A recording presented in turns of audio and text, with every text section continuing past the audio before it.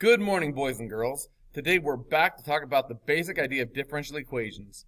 So first off, a differential equation is any equation with a y prime, or a y double prime, or a dy dx, etc. Any equation that has a derivative in it is a differential equation, right? And you might ask yourself, well, why do we deal with differential equations? And sometimes in life, it's a lot easier. Again, if you remember, a derivative is the rate of change of something. And so sometimes in life, it's a lot easier to measure the rate of change of something rather than the amount of the thing itself. If you think of, like, say, the Truckee River flowing through town, okay, or any river flowing through a town, it would be hard to measure the amount of water that is flowing through the town, okay, over any amount of time. That's a very difficult thing to do. You'd have to dam with the river and get buckets out and craziness, right? But it's a lot easier to measure the rate at which the river is flowing. That we can do. And then once you know how fast the river is flowing, then you can now create, you have a differential equation that you can play around with and figure out, how much water is flowing down once we integrate and things like that. Okay? So sometimes figuring out the rates of things, the differential equation, is a lot easier than figuring out the equation that measures the amount of stuff. Okay, the next thing we need to talk about is the order of a differential equation. And the order of a differential equation is kind of like the degree of a polynomial. Okay, the order of a differential equation is the highest differential we are dealing with, or derivative we're dealing with. So in this case here, this equation, that is a second order because it has a second derivative. Okay, this equation over here is a first order because it only has a single derivative. So the order, again, I kind of relate it back to the degree of a polynomial, like the exponent on a polynomial. But the order is just the highest derivative that we have in the equation. All right, so now if we're talking about a differential equation, here's an example, y prime equals 2x. That is a first order differential equation. We know that the derivative is the slope of the tangent line, right? Or derivative is slope. So if I wanted to graph this, what would that look like? Well, we're going to get into this more down the road, but this graph actually looks like a bunch of different slopes. Okay, it creates what we call a slope field. So I'm going to show you a quick example here. So just like with any other graph, x is my independent variable and y prime is my dependent variable, and I can plug in for x to find the different slopes at different values. So if I plug in -2, I get -4. If I plug in -1, I get -2. If I plug in 0, I get 0. Plug in 1, 2, and 2, 4. And now I could go and graph those slopes. And let me stop here. Let me add a little bit more to my graph. Okay, so generally when we have a slope field, it'll look kind of like this with a bunch of different dots, and that's where we're going to want to do our, graph, okay? And what we're saying here is anywhere that x is -2, then the derivative or the slope is going to be -4. And we literally just kind of go and sketch that in, and you kind of got to estimate a slope of -4. Now, when we do this, you want to keep in mind that a slope of -1 would be like at a 45 degree, right? Slope of -1 would be something like that. Maybe even a little bit flat. But you want your slopes, relatively speaking, truthful to the way they're going to look. So I'm going to come here and just a bunch of, that's the eraser. I'm going to come here and do just a bunch of slopes of -4, -4, -4, -4, -4. And we do just a little bit of lines, and we'll get more into how to actually do a good slope field, again, on a later day. I just want you to get an idea of what this is going to look like, okay? At -1, this will have a slope of -2, so a little bit, little bit flatter, a little bit flatter, a little bit flatter, flatter, flatter. At 0, we have a slope of 0. So all my x's that are 0 would look like this. At 1, I have a slope of 2 now, like that. And then at 2, I'd have a slope of 4.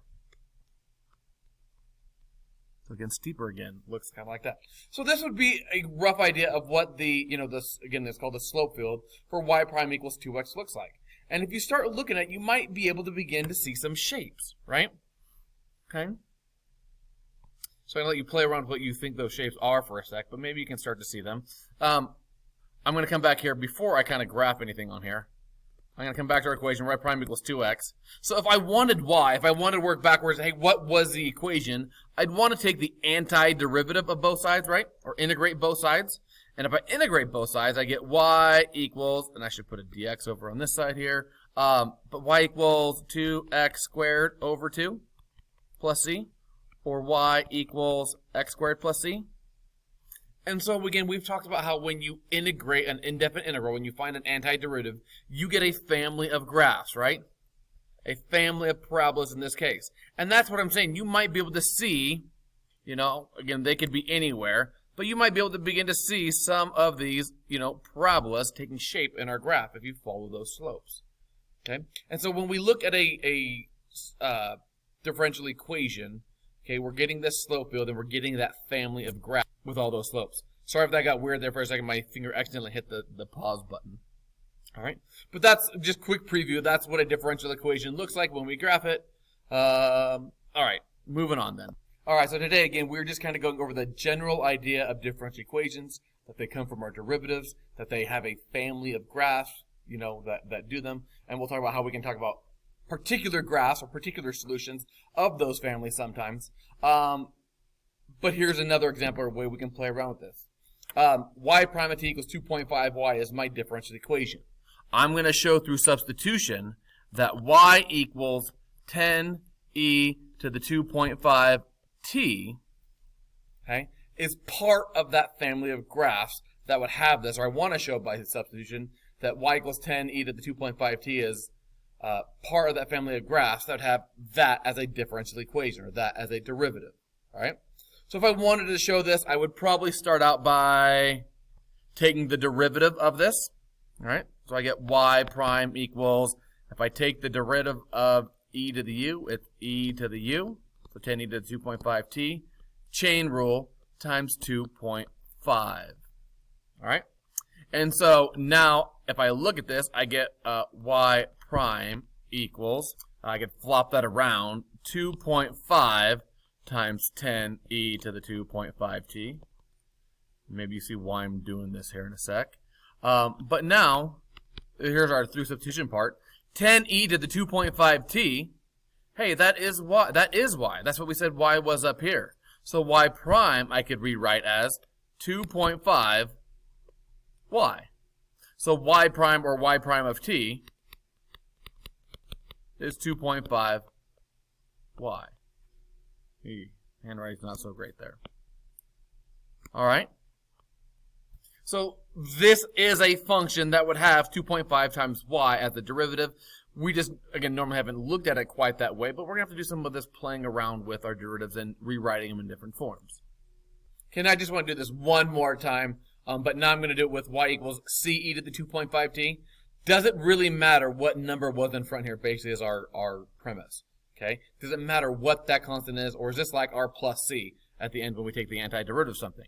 So if I go ahead and I take the derivative of this, y prime is ce to the 2.5t, chain rule times 2.5. Okay? And no, it looks like, hey, I still get, doesn't matter what that constant value is, that constant value is just going to hang out in front, and so this is still just going to be y. So y prime is 2.5y. This, any equation, what we're saying is any equation in the form of, you know, 5e to the 2.5t, 9e to the 2.5t, any equation, doesn't matter the constant in front, is all going to have that as its derivative, and they would all be part of that family of graphs. Okay, so on our next problem here, over on the right, we have a differential equation. Okay, first order differential equation. And then we're also, again, which represents a family of graphs, and then we're also given a point. Okay, we want to talk about the particular solution or the initial value problem that is going to go through this point. I want, instead of that family of, like, if you go back to our first example, that family of parabolas, I want to talk about just like one of the particular parabolas. So the way we do that is we just clarify a point that it's going to pass through, and now I should be able to find the equation of that one parabola. Okay, so it's called, again, the particular solution or the initial value problem. Okay, solve for the particular solution, they'll often say, or, you know, find the initial value problem for the given information. So here's our differential equation. Here's our information. In this case, we're not going to solve for anything. They gave us the answer. We just want to verify that that is the answer for this initial value problem. Okay? So if I wanted to verify this, what I'm going to do is I would just first start by making sure that my point lies on this graph. So y of 1 is 8 times 1 to the 6 minus 3. And that's 8 minus 3 is 5. So yes, Okay, the point is on that graph, so that's a good first start. Okay, now the next thing I'm going to make sure is that my derivative equals that derivative over there, or my derivative, I can get that differential equation. So now if I go and find y prime is 48t to the 5th minus 3. Okay, and so what I'm going to do is I'm going to plug this stuff into this to make sure that this is going to be true. So I've got t times, my derivative was 48t to the 5th, minus 3, minus 6, running out of room. Y is 8t to the 6 minus 3. Oh, wait, no minus 3s. Miss Martard, derivative of 3 is 0. So just 48t to the 5th on the first one. That'll give me some more room here. Ooh, glad I caught that. Minus 6 times 8t to the 6th minus 3. And this should equal 18. Right? So that's just what I'm going to go and verify now. So t times 48t to the 5th is 48t to the 6th minus 6 times 8 is 48t to the 6th. Negative 6 times negative 3 is plus 18. And we use the same equal sign, equals 18. 42 to the 6 minus 42 to the 6 kills each other out. And I get 18 equals 18. So that is true. So this is an equation that has that as initial value. This is an equation that that derivative works for because those things work out with each other. Okay, when I plugged into the differential equation. And so that is good to go. Okay, for our next problem here, we want to find the general solution, is what the directions say, to this differential equation. So again, if you want to find the general solution like we did in the very beginning, I'm going to take the antiderivative of both sides. Okay, I'm going to integrate both sides. So the antiderivative of y prime is y. The antiderivative of this, throw my little dt at the end, is 12t to the 6 over 6 minus 20t to the 5th over 5 plus 2t minus 6t to the negative 1st over negative 1. And then always plus c. That's what makes it our general solution. Or y would be 2t to the 6th minus 4t to the 5th plus 2t plus 6 over t plus c.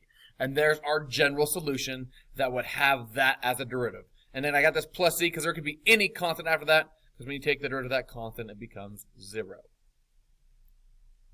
Okay, so on our next one here, they say solve the initial value problem, or they might say find the particular solution. Here we're given a differential equation, that family of graphs, right? And they give me, again, that 1 point. So I want to find the equation that satisfies this, okay? So, again, if you want to find the one equation that satisfies this initial value problem, you're first going to go find the general solution. So I'm first going to go and integrate my differential equation. And so I get y equals, the antiderivative of sine t is negative cosine t. I always got to think about this. Derivative of cosine is negative sine. Negative sine is positive sine. So, yep, that works out right. And then now to integrate this next one, you could use u sub, or just think about undoing your chain rule. And so this would be plus 1/2 sine 2t, right? Technically, you could do that using u sub, but we might be getting comfortable enough just to kind of think our way through it. If I take, just double check myself, I take the derivative of sine, that's cosine 2t, times 2 for chain rule, so that's why I added the 1/2 in front. So that works with me. And then we get a plus c, okay? Now, there's my general solution, but I want the particular solution, or the one that goes to this point here. So now I've got to go and plug in 0 and solve for c. Negative cosine of 0 is 1 plus 1/2 of sine of 2 times 0 is 0. So I get negative 1 plus 0 plus c, and I know that that should equal 4. So c is going to equal 5.